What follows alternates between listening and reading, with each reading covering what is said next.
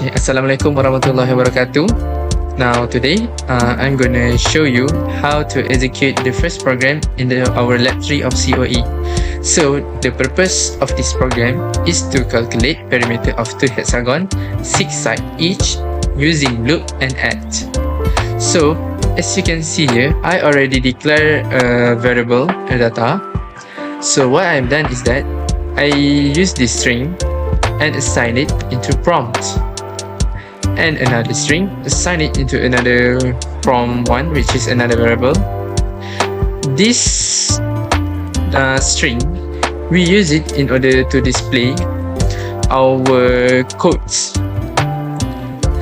but the rest of it, we doesn't assign it with any value because we want the user to enter the value itself.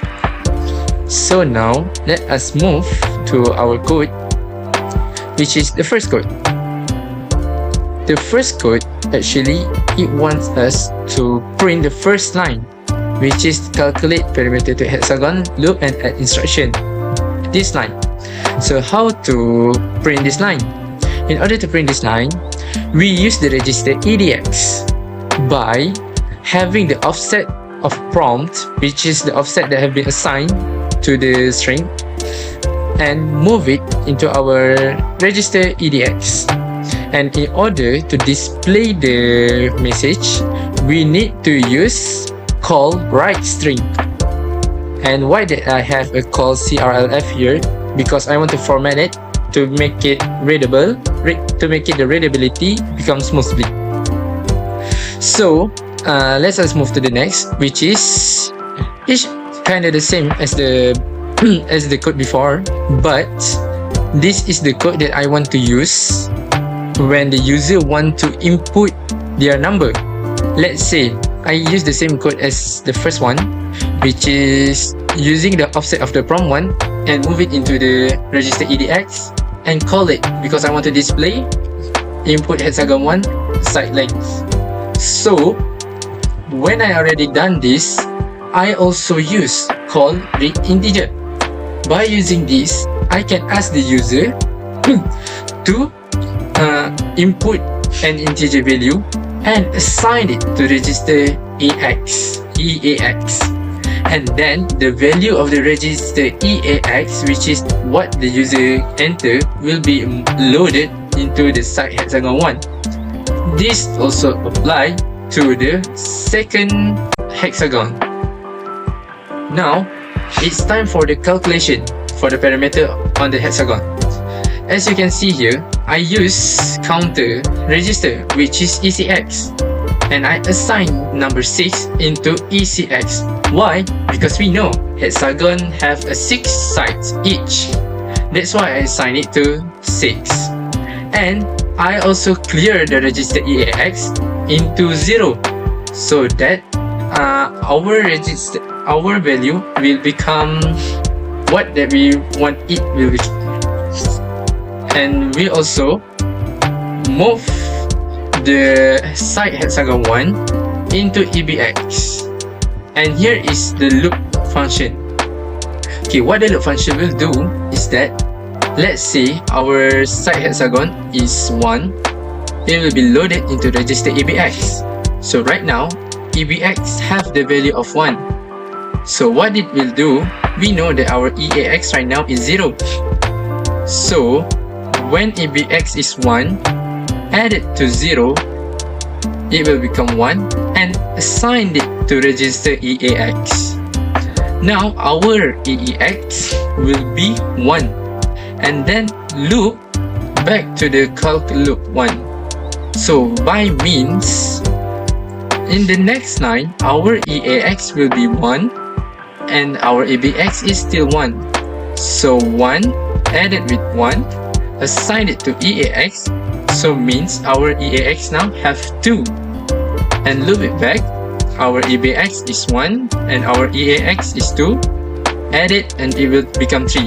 We do it until 6 times a loop because our counter loop is 6.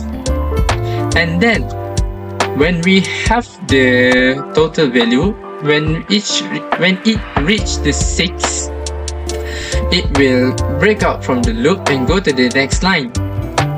Then our register EAX value will be loaded into parameter hexagon 1. So right now, if we use the analogy that I tell you guys earlier, so basically it will have 6 right now. This also happens to the calculate parameter for hexagon 2, which is the same method. And now let us move to calculate total parameter. How has this been done? We already assigned parameter hexagon 1 before and parameter hexagon 2. So the value of parameter hexagon 1, I assigned it or loaded into register EAX. So right now, our register EAX will hold the value of parameter hexagon 1. And then, I use parameter hexagon 2, add it with the value of parameter hexagon EAX, and assign it to EAX.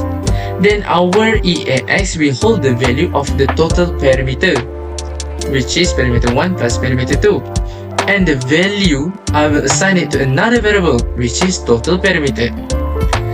So this will be the last part, which is to display the result. As you can see here, it still use the same code as above, but in order to display, we need to assign it back to register EAX, and then we call write decimal in order to print the value in decimal value.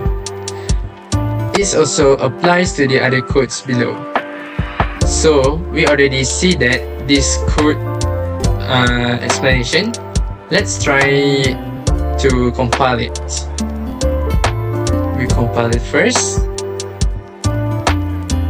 and as you can see, there is no error. And let's debug it.